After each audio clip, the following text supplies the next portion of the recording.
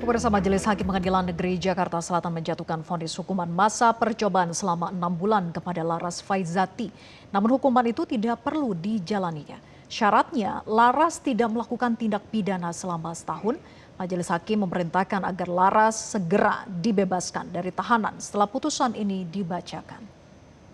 Terdakwa Laras Faizati Kayunisa binti Wahyu Kuncoro tersebut di atas terbukti secara sah dan meyakinkan bersalah melakukan tindak pidana menyiarkan tulisan di muka umum yang menghasut supaya melakukan tindak pidana sebagaimana dalam dakwaan alternatif keempat.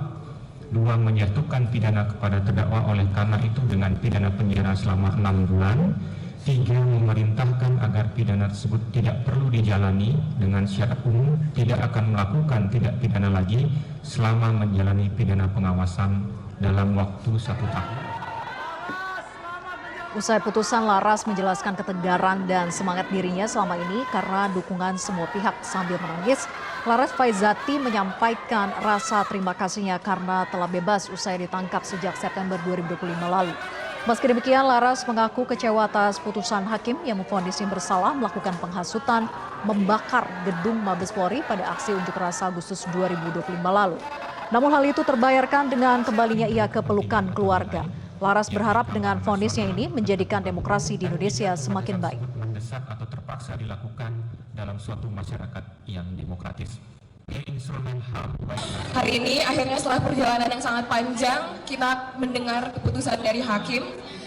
Dan sebenarnya perasaan aku 50-50 ya, karena saya divonis bersalah atas penghasutan, tapi alhamdulillahnya dipulangkan ke rumah. Akhirnya saya bisa pulang ke rumah setelah 5 bulan saya ditahan.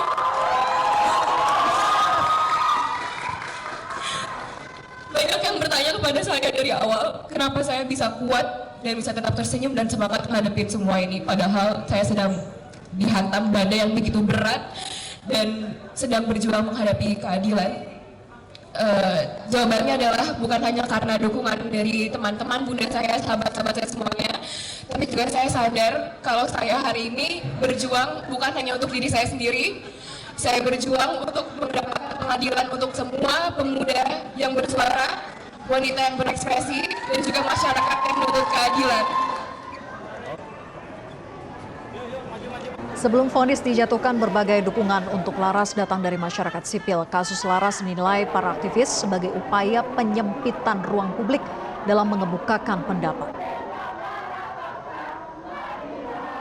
Para tahanan politik termasuk Laras ditetapkan tersangka dan ditangkap pasca unjuk rasa besar-besaran Agustus lalu. Saat itu demonstrasi terjadi berhari-hari di gedung DPR hingga 28 Agustus jatuh korban pengemudi ojek daring Afan Kurniawan. Hal ini memicu empati sekaligus kemarahan.